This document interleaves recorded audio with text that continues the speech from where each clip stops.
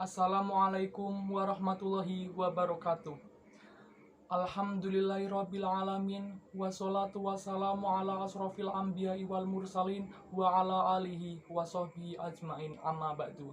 Pertama-tama marilah kita panjatkan puja dan puji syukur kehadirat Allah Subhanahu wa taala karena rahmat dan hidayahnya sehingga saya dapat bisa mengerjakan tugas ini tanpa suatu halangan apapun.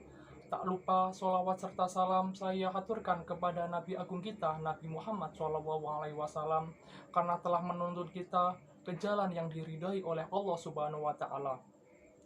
Dalam pembahasan kali ini saya mengambil topik meneladani akhlak Rasulullah SAW. Di dalam dunia ini terdapat 3 jenis akhlak yang perlu kita contoh. Yang pertama yaitu akhlak al-hasanah, yang artinya akhlak yang baik. Ketika seseorang berada dalam pergaulan yang baik, maka mereka sesekali akan melakukan perbuatan baik kepada temannya. Dan ketika temannya merasa senang, mereka akan kembali melakukan perbuatan baik tersebut. Perbuatan baik dibalas dengan perbuatan baik yang serupa, inilah yang dinamakan dengan akhlak al-hasanah. Kemudian akhlak yang nomor 2 yaitu akhlak al-karimah, yang artinya akhlak yang terpuji. Ketika seseorang senantiasa bersyukur, tidak akan luput dengan berbuat baiknya. Dengan rasa syukur, mereka akan menyebarkan kebahagiaan dengan berbuat baik kepada sesamanya. Dengan begitu, mereka akan berbuat baik lebih dari apa yang mereka didapatkan. Inilah yang disebut dengan akhlak al-karimah. Kemudian akhlak yang ketiga yaitu akhlak yang senantiasa dimiliki oleh Rasulullah SAW, yaitu akhlak al-aziman, yang artinya akhlak yang agung. Akhlak ini merupakan senjata terkuat yang dimiliki oleh Rasulullah SAW untuk meluluhkan hati orang yang tidak percaya atas kenabiannya dan bahkan ingin membunuh Rasulullah SAW. Akhlak ini merupakan membalas kejahatan dengan kebaikan. Tidak bisa dipungkiri, Rasulullah SAW mempunyai akhlak yang sangat mulia, dan kita sebagai umat muslim wajib untuk meneladani apa yang diperbuat oleh Rasulullah SAW. Beliaulah figur umat pembawa syafaat hingga akhir kiamat.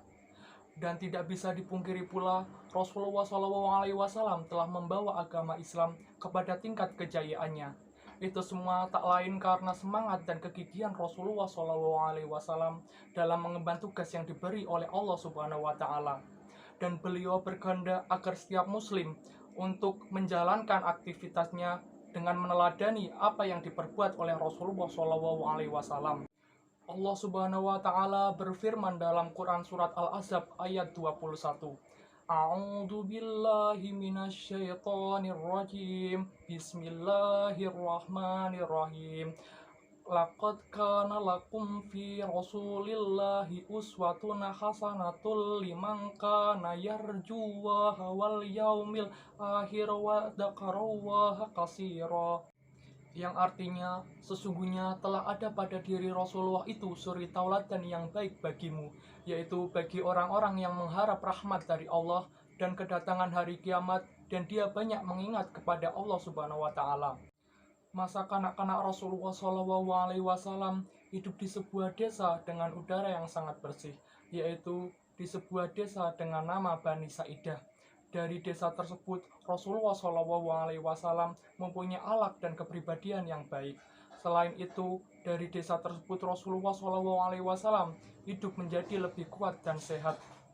Dan dari desa itu pula Rasulullah SAW memiliki rasa bertanggung jawab dan tegar terhadap penderitaannya.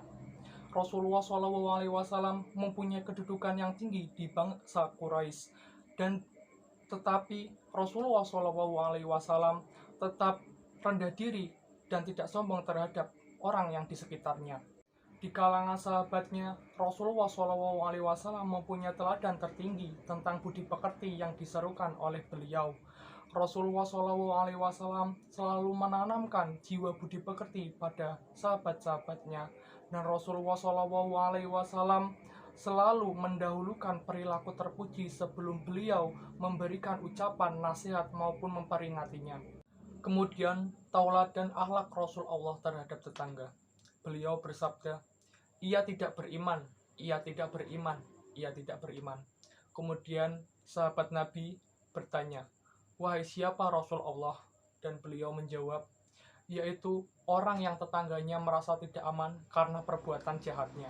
Dari sabda Rasul tersebut kita bisa ambil bahwasanya kita harus menjaga perasaan hati tetangga dan tidak untuk menyakitinya. Karena pada dasarnya tetangga adalah orang yang paling dekat dengan kita dan kita tidak lepas dari bantuan mereka. Ketika kita jauh dari keluarga, maka merekalah orang pertama yang akan menolong kita. Al-Quran merupakan gambaran nyata akan perilaku Rasulullah SAW dari segi fisik maupun akhlaknya. Beliau selalu memberi kepada orang yang memboikotnya, beliau selalu memaafkan kepada orang yang menganiayanya, dan beliau selalu menjalin ikatan kepada orang yang memutuskannya, dan beliau selalu berbuat baik kepada orang yang telah berbuat jahat kepadanya. Begitulah beberapa akhlak mulia dari Rasulullah SAW yang kita patut untuk diteladani. Demikianlah pembahasan yang dapat saya sampaikan. Semoga bisa bermanfaat bagi kita semua. Dan saya mohon maaf apabila ada kesalahan kata, karena pada dasarnya manusia itu tidak ada yang sempurna. Billahi taufik wal hidayah. Wassalamualaikum warahmatullahi wabarakatuh.